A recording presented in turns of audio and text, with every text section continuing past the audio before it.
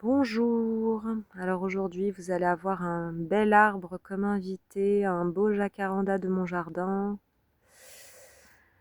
Alors j'avais envie de compléter ma dernière vidéo sur le bilan de 1 an de pratique avec le livre d'exercices de Un cours en miracle et sur mon expérience du, du fait qu'il n'y a rien. J'ai parlé donc d'une série de méditations que j'ai fait où j'ai vraiment expérimenté intérieurement qu'il n'y a rien et qu'il n'y a que l'amour, qu'il n'y a que Dieu, qu'il n'y a que le silence, le vide rempli, le vide rempli de l'amour, de rien d'autre, il n'y a pas de pensée, il n'y a pas d'image, il n'y a pas de personnage, il n'y a pas de corps. Et j'ai comme l'impression, enfin j'avais l'impression ces derniers jours qu'il manquait quelque chose. Pourtant, c'est comme si en théorie je le savais, mais que je ne l'avais pas encore expérimenté. Et hier soir, je l'ai expérimenté. Il me manquait une chose, et d'ailleurs, qui est un peu la base en fait de cette expérience, et qui est beaucoup maintenant expliqué et prouvé scientifiquement. Le temps n'existe pas. Ça, vous pourrez le retrouver en recherchant un petit peu euh, dans le domaine de la physique quantique. Donc le temps n'existe pas. Et en fait, ce qui me manquait, moi, c'est que je n'avais pas encore compris, enfin, et vécu le fait qu'il n'y a que maintenant. Mais maintenant dans le sens intemporel, pas dans le sens passé, présent, futur. On parle souvent d'instant présent dans beaucoup d'enseignements spirituels, mais l'instant présent, c'est encore quelque chose qui, pour moi, a une connotation de liaison au passé ou au futur. Donc moi, je parle du maintenant dans le sens intemporel. Et c'est vrai que hier soir, en méditant et en m'observant dans toutes ces images de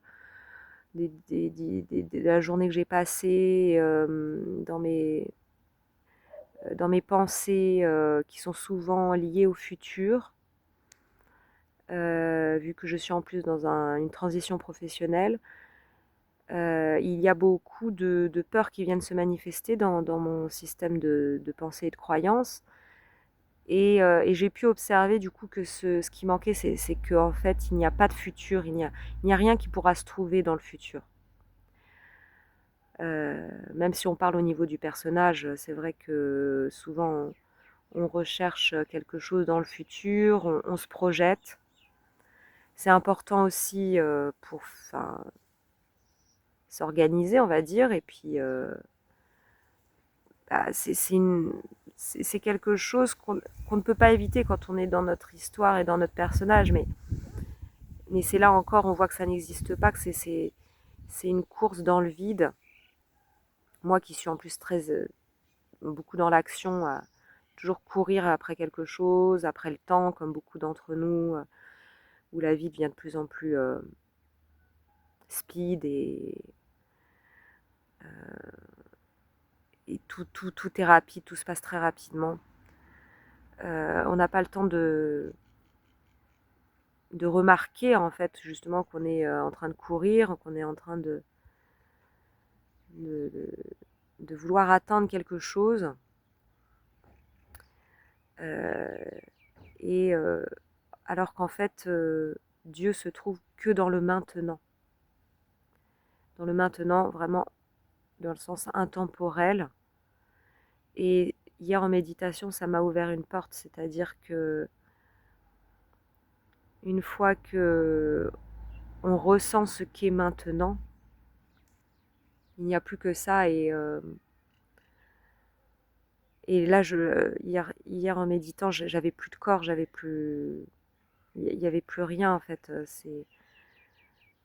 Et s'il peut y avoir encore une sensation, une sensorialité du fait d'être dans un corps, un bruit, quelque chose qui nous rappelle qu'on est en train de rêver d'être dans ce corps.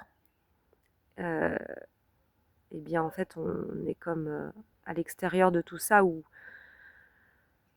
dans l'observation qu'on est en train de rêver. Donc c'est l'observateur, mais qui est en train d'observer vraiment de l'extérieur ou de l'intérieur, je ne sais pas comment on pourrait dire ça, mais comme si on expérimentait vraiment que on est,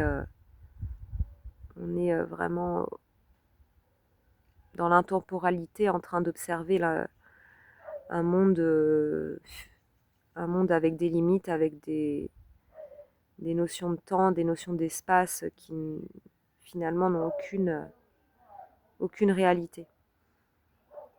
Donc c'est vrai que c'est difficile d'expliquer avec des mots, il faut le vivre.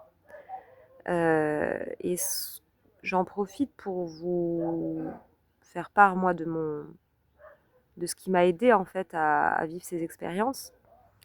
Je ne suis pas différente d'un autre, on peut tous vivre ce genre d'expérience à force de pratique. Donc moi, ça a été le cours en miracle qui m'a guidée en fait. Mais bon, ça peut être tout un chemin différent pour les uns ou pour les autres. Mais en fait, on va tous se réveiller de toute façon. Il n'y a pas il y a personne qui sera laissé à l'écart de ça, de ce réveil. Ça peut prendre des années, des vies entières. Mais il y a comme une continuité et tout un tas d'expériences de vie qui va nous mener de toute façon au réveil. Euh, donc, pas d'inquiétude là-dessus. Euh, Puisque comme je dis, en plus, ça se rapporte à ce que je disais, il n'y a pas de temps, donc tout se fait en même temps, entre guillemets. Enfin, si on peut dire, c'est un petit peu difficile de se représenter ça dans nos repères, enfin, dans nos repères qu'on a, nous, de nos vies temporelles, etc. Mais du coup, voilà, c'est comme si c'était déjà fait. On est déjà réveillé et justement, le réveil, la réalisation du soi, l'expérience directe avec Dieu, elle se produit maintenant. Et ce ne sera pas quand on aura, par exemple, atteint quelque chose, une sagesse, une forme de pratique qu'on va répéter, qui va s'intégrer, des rituels. Et bon, je parle justement du chemin pranique, quand on sera pranique, quand on arrivera à se nourrir exclusivement de prana, etc. Enfin, tout ça, c'est complètement illusoire. En fait, on est déjà réveillé, on est déjà réalisé. Et donc, le réveil, il se passe maintenant. Mais tant qu'on ne l'a pas vécu, c'est vrai qu'on n'a pas déjà, euh, on va dire, eu un aperçu de ce qu'est maintenant et ce qu'est l'immobilité, le silence, l'amour dans le fait de l'expérimenter au fond de soi. C'est un petit peu difficile à expliquer. Mais moi, ce qui m'a aidé, c'est de déconstruire à chaque fois les choses qui pouvaient me faire souffrir, qui pouvaient créer des peurs, en me disant de façon accompagnée, pas seule. Donc accompagnez-vous de vos guides. Dans le cours en miracle, on parle beaucoup de Jésus et du Saint-Esprit qui peuvent nous guider à faire ce travail de défaire l'ego, donc la source de toute souffrance et de toute peur. Et donc à chaque fois qu'il y a une souffrance, une peur, une histoire qui se raconte et qui vient nous retirer de l'instant présent, enfin de qui vient nous parler du passé ou du futur et qui vient projeter et qui vient nous enlever la paix, eh bien on le défait en se souvenant que ce n'est pas réel, que ça n'existe pas, puisque ça n'a aucune emprise sur la vérité.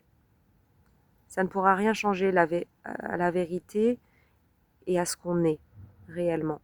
Parce que ce qu'on est réellement, c'est infini, intemporel. Ça n'a pas d'image, voilà,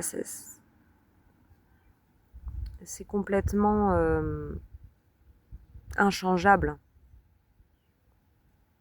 immuable et ça, c'est la vacuité, il n'y a rien d'autre. Donc tout ce que vous croyez vivre, en fait, vous le déconstruisez petit à petit et la clé, on va dire, c'est le non-jugement. Alors c'est première étape, on va dire, d'observer que effectivement il y a un jugement. C'est le jugement qui fait souffrir. L'ego juge, il ne sait faire que ça. Et c'est le jugement qui va rendre réelle la souffrance. Alors que si on vit quelque chose qui pourrait nous créer de la souffrance, une pensée qui passe, une inquiétude, une peur, un agacement, une colère, etc., une émotion, et que on ne la juge pas, on voit que c'est là, on voit l'ego en fait, mais on ne le juge pas, eh bien on ne le rend pas réel. Donc c'est encore une fois la fameuse phrase ce à quoi je résiste persiste et ce que je regarde disparaît. Donc quand on regarde sans jugement, alors ça par contre c'est la clé, hein, dans cette citation il manque le non-jugement. Hein. Ce que je regarde sans jugement disparaît. Donc au début c'est difficile parce qu'il y a du jugement. Alors on s'observe encore en train de juger. Et au bout d'un moment on lâche. Il n'y a plus de jugement. C'est là, on n'y résiste plus. On accueille sans vouloir le garder, hein, on accueille en essayant de le voir passer le temps que ça doit être là dans notre esprit, mais en sachant que ça va se disperser. En le regardant, le temps qui doit rester dans l'esprit, il disparaît, en l'observant. En fait, avec la certitude que ça ne peut pas impacter ce que l'on est. Si on le regarde en se souvenant de ce que l'on est vraiment, alors au début, il faut juste accepter la théorie et après, on le met en pratique. Mais c'est vrai que déjà, dans un premier temps, il faut accepter la théorie, évidemment. Hein. Si on doute encore de l'immensité, la grandeur de qui nous sommes, si on a encore un doute là-dessus, ça va être compliqué. Il faut être convaincu que tout ce que nous fait vivre l'ego dans l'esprit, encore une fois, comme émotion, comme pensée, comme image, ne peut pas exister, ne peut pas avoir d'emprise sur le soi. Et pour revenir à ce que je disais au niveau de la temporalité, quand on est tout le temps dans le futur, à se projeter sur le futur, vers le futur, en se disant qu'on a besoin d'atteindre quelque chose pour être heureux et en paix, eh bien, en fait, on vient encore rendre réel nos pensées en les projetant dans le monde. Nos pensées sont créatrices, donc à partir du moment où on se projette vers le futur, on vient rendre réel, encore une fois, on vient projeter encore des images qui vont ne faire que se produire en boucle. Et on vient revivre des schémas parce que souvent ce qu'on projette, c'est ce qu'on connaît, c'est lié à des peurs, lié à des expériences, lié au passé, lié au jugement, à nos croyances, nos conditionnements. Donc c'est la roue du hamster. On vient sans arrêt répéter les mêmes choses qu'on a projetées. Et donc si on coupe tout ça, si on arrête de projeter, si on arrête de tout le temps avoir peur du futur ou à souhaiter atteindre quelque chose et qu'on reste dans le maintenant. Alors ça peut être dans une expérience de méditation et ça peut être aussi au quotidien revenir dans le maintenant. Dans le maintenant dans le sens intemporel, ce qui est vraiment. Le soi, je suis, avec le je avec un grand J de l'unité, et Dieu est. Point.